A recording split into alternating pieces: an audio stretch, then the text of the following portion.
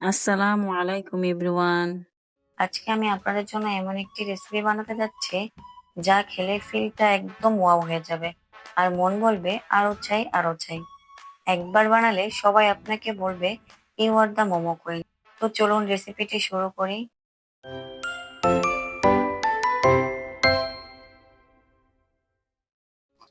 প্রথমে একটি পাত্রে নিয়ে নিচ্ছি 2 কাপ পরিমাণ ময়দা। আপনাদের কাছে ময়দা না থাকলে আটাও ব্যবহার করতে পারেন। এরপর দিয়ে দিচ্ছি 1/4 কাপ কর্নফ্লাওয়ার। এটি অপশনাল, তবে কর্নফ্লাওয়ার ব্যবহার করলে রেস্টুরেন্টের মতো মোমোগুলো চকচকে হবে। এরপর দিয়ে দিচ্ছি স্বাদমতো লবণ ও 1 টেবিল চামচ সয়াবিন তেল। তেলটা দিয়ে মিশ্রণটিকে ভালোভাবে নেড়েচেড়ে মিশিয়ে নেব। মেশানো হয়ে গেলে এরপর একটু একটু করে পানি মেশাবো ও মথতে থাকবো। আপনারা এখানে একবারে পানি ব্যবহার না করে ধাপে ধাপে পানি ব্যবহার করবেন। দেখুন আমি কিভাবে ব্যবহার করছি। এরপর একটু একটু করে পানি মেশাবো এবং মথতে থাকবো। মথতে মথতে দেখবেন যখন হাতের সাথে ময়দা লেগে আসছে না, তখন আপনার ডোটি পারফেক্টলি তৈরি হয়ে যাবে। এবার এটাকে ঢাকনা দিয়ে ঢেকে রেস্টে রেখে দেব। এবার মোমোর সস তৈরি করার পালা। মোমোর জন্য আমি আজকে 2 ধরনের সস তৈরি করে দেখাবো।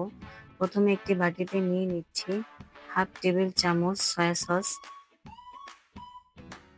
3/4 টেবিল চামচ oyster sauce, 1/4 cup tomato sauce, 1/2 চা চামচ চিনি, 1 চা চামচ সাদা তিল। এরপর মিশ্রণটিকে নেড়েচেড়ে মিশিয়ে নেব। মেশানো হয়ে গেলে এর মধ্যে দিয়ে দিচ্ছি 1 চা চামচ চিলি ফ্লেক্স।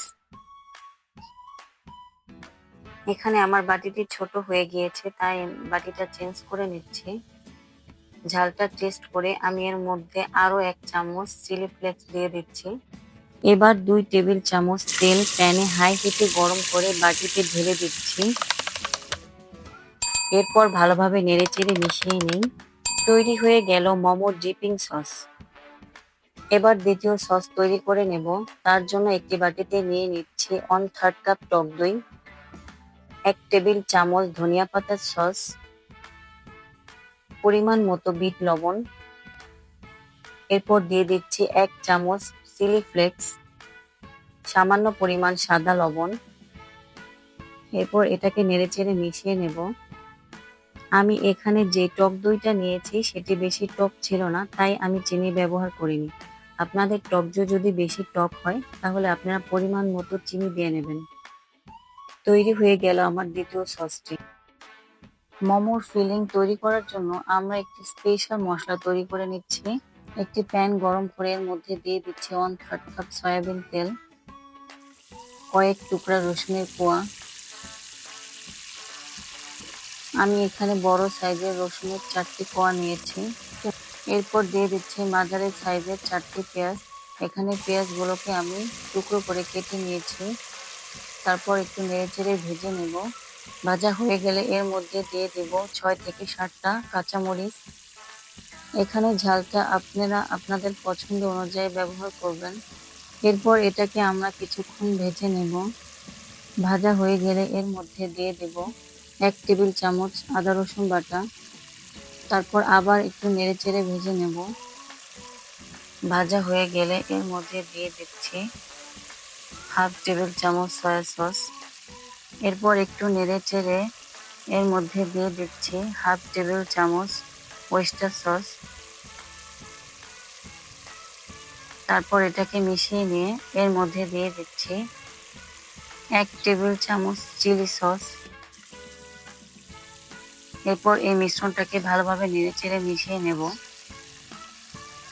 আমি এখানে প্রায় 300 থেকে 350 গ্রাম বোনলেস চিকেনের জন্য মশলাটি রেডি করে নিয়েছি।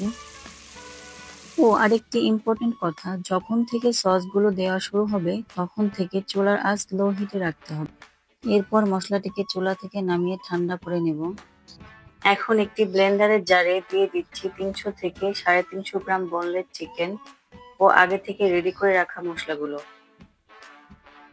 এরপর দিয়ে দিচ্ছি হাফ চা চামচ গরম মশলার গুঁড়া। তারপর আমি এটাকে ব্লেন্ড করে নিব। ব্লেন্ড করা হয়ে গিয়েছে। এখন মোমো তৈরি করার পালা। আমি আগে যে ডোটি তৈরি করে রেখেছিলাম সেখান থেকে অল্প পরিমাণ একটু ডো নিয়ে বড় করে রুটি তৈরি করে নেব। রুটিটা পাতলা করে বেলে নেব, এতে করে মোমোগুলো খেতে আরো বেশি মজা হবে।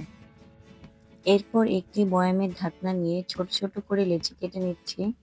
আপনারা চাইলে কুকি কাটার বা গ্লাসও ব্যবহার করতে পারেন, তবে আমি আজকে বয়ামের ঢাকনা দিয়ে কেটে দেখাচ্ছি, কেননা আমাদের সবার বাসায় কুকি কাটার থাকে না বা সবার গ্লাসের মুখের সাইজ খুব বেশি বড় হয় না।